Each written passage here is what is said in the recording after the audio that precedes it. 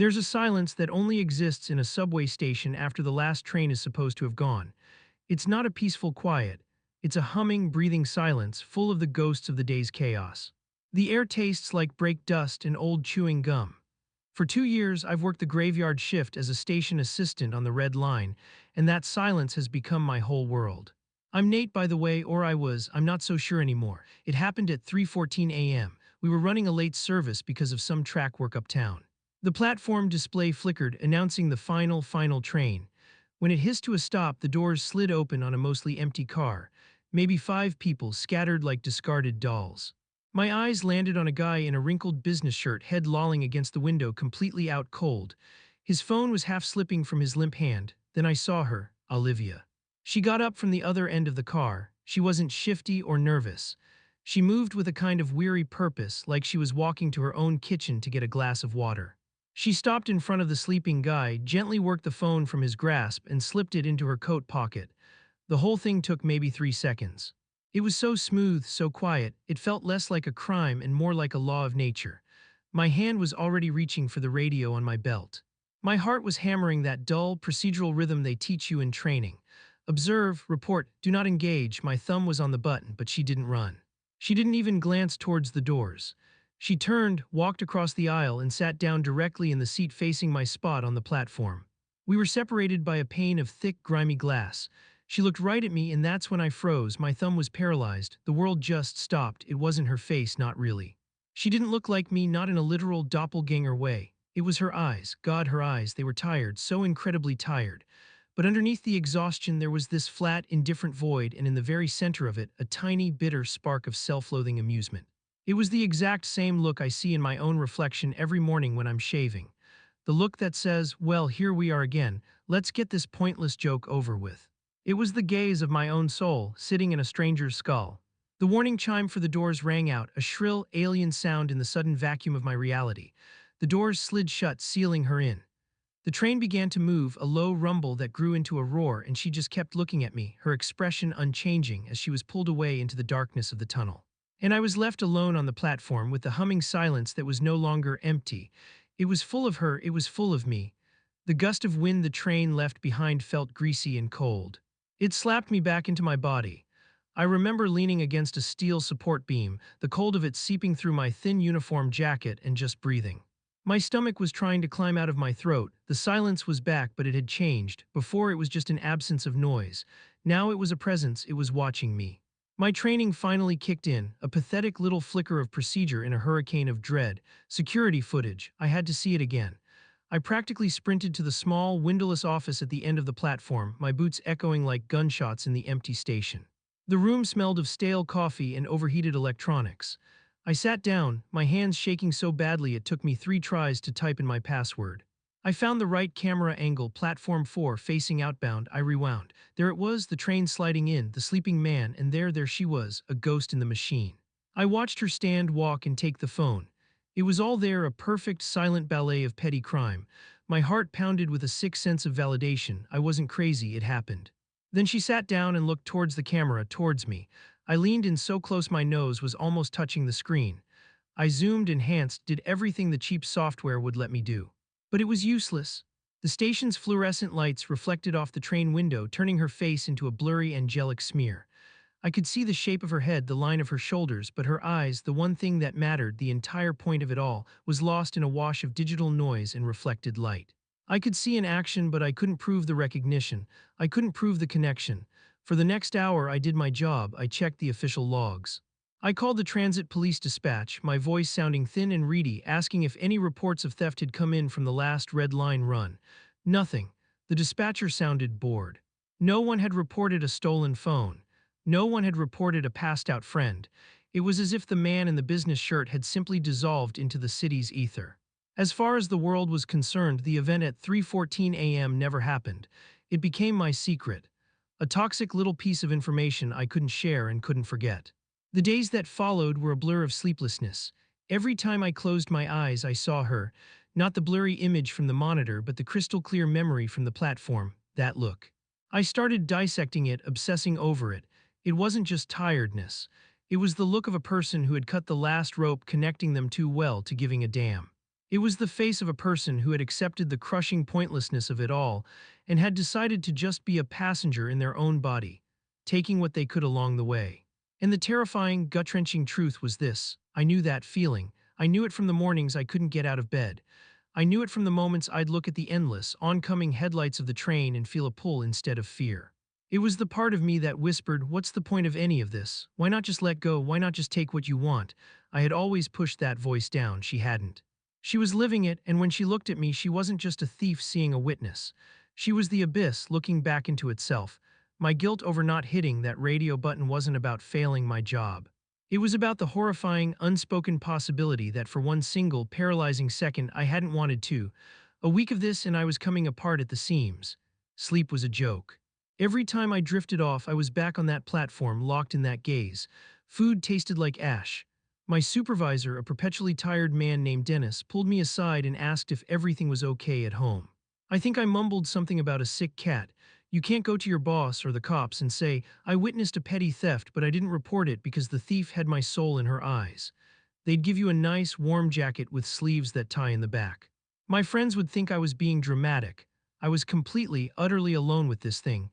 So I did what any desperate, isolated person does in the 21st century. I went to the internet. I found a forum, a subreddit called Our Human Glitches, a place for people to share stories of bizarre coincidences and unexplainable human encounters. Anonymity felt like a shield. I spent an hour typing, deleting, and retyping, trying to make it sound sane. I finally settled on a title. I think I saw my spiritual twin commit a crime on the subway. What do I do? In the post, I laid it all out. The late train, the sleeping man, the stolen phone. I described her calmness, her efficiency, but I held back the most crucial part. I couldn't bring myself to type "her eyes were my eyes." It was too insane. Instead, I hedged. I wrote, "The weird thing is, she looked uncannily familiar. Not like a relative or someone I knew, but familiar on a deeper level, like I'd known her my whole life." It was so unsettling that I just froze. I hit post and felt a wave of nausea. The replies started trickling in within minutes. They were exactly what you'd expect. "Bro, you work nights. You were overtired. It's called facial pareidolia. Look it up. Classic doppelganger encounter. Be careful, there's supposed to be a bad omen. Sounds like a stress-induced hallucination. Maybe take a few days off." I scrolled through them, a part of me relieved that people were trying to rationalize it, another part frustrated that they didn't understand. They were trying to solve the wrong problem. The problem wasn't what I saw, it was what I felt. Then, buried under a chain of jokes, was one comment. From a user with a nonsensical name, just a string of letters and numbers. It wasn't long. "Honest question, man, are you scared of her or are you just jealous? Jealous that she just did it, no hesitation. While you were standing there playing by the rules, she just took what she wanted. Maybe that familiar feeling wasn't about her face. Maybe it was about the act itself." I read it once, then twice. My screen went blurry. The air left my lungs in a single, painful rush. It was like this anonymous stranger had reached through the internet and laid a cold hand on the most secret, rotten part of my heart. They hadn't tried to explain her away, they had explained me. And the explanation was 1,000 times more terrifying than any ghost story. Jealousy, he was right. God help me, he was right. That comment broke something in me. The fear, which had been a kind of generalized dread, now had a focus. It wasn't about her anymore. It was about the possibility that she was a reflection of a capacity within myself. The floodgates opened. My obsession, which had been confined to the echoing halls of my own mind, now spilled out into the real world. I started seeing her everywhere. It began subtly. A woman with the same brown coat seen from the back waiting for a bus. My heart would leap into my throat, a jolt of pure adrenaline, and I'd follow her for half a block before she turned and her face was all wrong, wrinkled and kind, or young and cheerful. Nothing like the deadened emptiness I was looking for. I'd feel a confusing mix of relief and disappointment. Then it got worse. I'd be in a crowded coffee shop and I'd see her reflection in the polished chrome of the espresso machine just for a second. When I'd spin around, there was no one there. I started seeing her in the periphery, a glimpse of a face in a passing car, a figure standing in the window of an apartment building across the street, vanishing the moment I focused on it. Was she real? Was she following me? Or was my brain, overloaded with stress and sleeplessness, just painting her face onto every available canvas? The line between observation and paranoia blurred into non-existence. I felt like I was living in two worlds at once.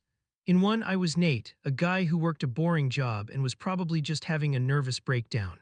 In the other, I was being haunted by my own living ghost, a woman who had seen the darkness inside me and was now a part of my landscape.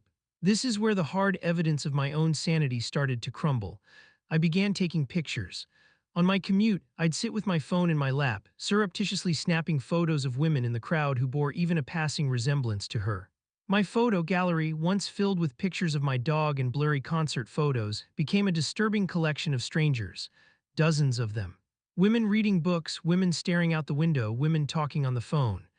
Late at night, I'd sit in my apartment, zooming in on their faces, searching for that specific hollowed-out look. I never found it, but I couldn't stop looking. My friends noticed the change. I stopped answering calls. When my buddy Kevin came over to check on me, he found me sitting in the dark, scrolling through the pictures. "Nate, what is this? Who are these people?" he asked, his voice laced with genuine concern. I tried to explain, but the words came out jumbled and frantic. "She was there, she looks like me, but not like me, she knows." He just stared at me with pity in his eyes. He thought I was losing my mind, and maybe I was. That was the most insidious part of it all. I had no way of knowing. One night I was walking home from a late shift, the streets slick with rain. I saw a woman standing under a flickering street lamp about a block ahead. Same height, same coat, my blood ran cold. I ducked into a darkened doorway, my heart pounding against my ribs, and watched her. She just stood there, perfectly still, looking up at the light. Was she waiting for me? Did she know I took this route home? Or was she just a random person waiting for a cab? I stayed hidden for 10 minutes, shivering in the cold, until a car finally pulled up and she got in. As it drove past my hiding spot, I tried to see her face, but the window was fogged with condensation. I was trapped. If she was real and she was stalking me, I was in danger. If she wasn't real, if this was all in my head, then I was in a different, and possibly much worse, kind of danger. Both possibilities led to the same terrifying conclusion. I was no longer in control of my own life. The isolation became unbearable. Kevin's visit had been a disaster. He left my apartment looking at me like I was a piece of glass about to shatter. He meant well, I know he did, but his concern felt like a judgment. He was on the outside in the real world. I was on the inside with her. We were the only two inhabitants of this private little hell. I needed anyone on the inside with me. So I went back to the only place I'd found even a sliver of understanding, the forum. I found my original post and started a new entry. My fingers flew across the keyboard, clumsy and desperate. Title, update, she knows I saw her, she's following me. It's been 2 weeks. I wish I could say this was all in my head, but it's not. She's real, I've been seeing her everywhere, not just glimpses. Today she was on my train home. She sat at the other end of the car, partially hidden behind a newspaper, but I knew it was her. I could feel her watching me. I tried to take a picture, but my hands were shaking too much. I think she knows I posted about her. I know how insane that sounds.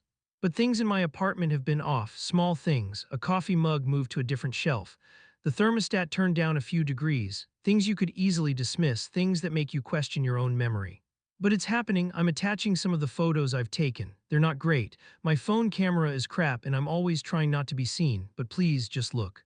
Someone has to see what I'm seeing. I feel like I'm being gaslit by the entire universe. I uploaded 3 of the best photos. One was a blurry shot of a woman's back in a brown coat. Another was a grainy, zoomed-in picture of a woman's profile, half her face obscured by shadows. The third was just a figure in a crowd, a circle drawn clumsily around a face that was little more than a collection of pixels. They were pathetic, they proved nothing, but they were all I had. This time the reaction was immediate and deeply divided. The thread exploded. One camp was firmly on my side.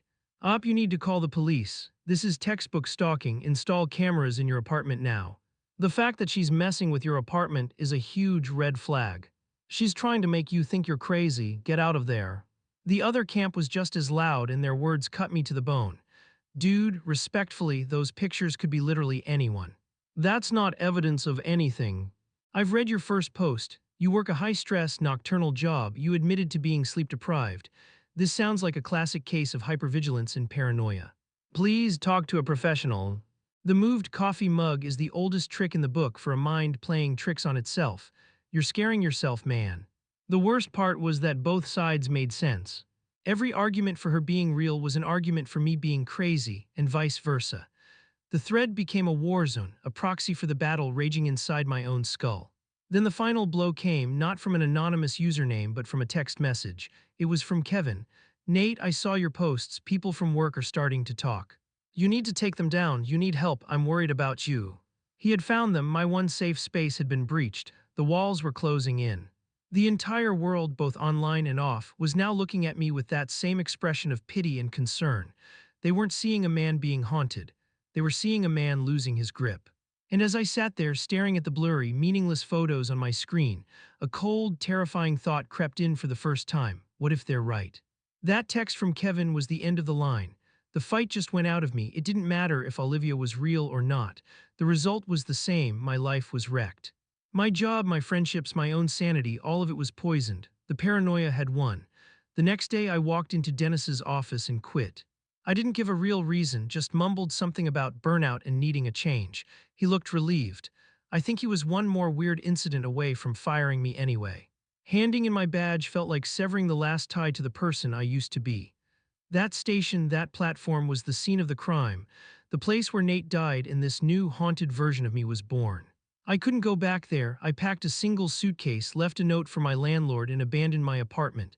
I didn't care about the security deposit. The thought of staying another night in that place, wondering if every creak and groan was her, was unbearable. I took a bus to town 100 miles away, a place where I knew no one, a place with no subway system. I got a cheap room in a motel that smelled of disinfectant and regret, and I slept for 16 hours straight. It's been a few months now. I have a new job washing dishes in a diner. It's mindless, exhausting work, and I'm grateful for it. It keeps my hands busy and my head empty. I don't go online much anymore. I deleted my forum account.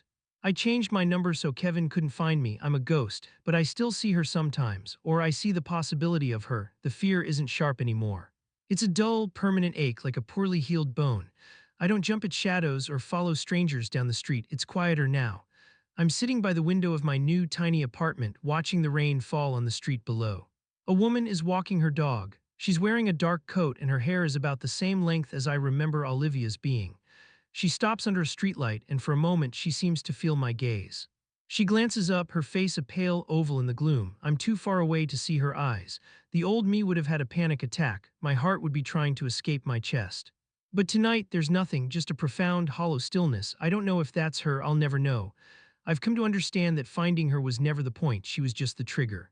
She opened a door inside me, and that door can never be closed again. She showed me the person I could be, the person I might already be deep down. The person who is tired enough, broken enough to just stop caring. The person who would just take the phone. I no longer look in the mirror and see just Nate. I see a man who is one bad day, one moment of utter exhaustion, away from becoming his own ghost. The echo of her on the red line that night wasn't her voice. It was mine calling to me from the end of the tracks. And I know, with a certainty that chills me to my very soul, that I will be hearing it for the rest of my life.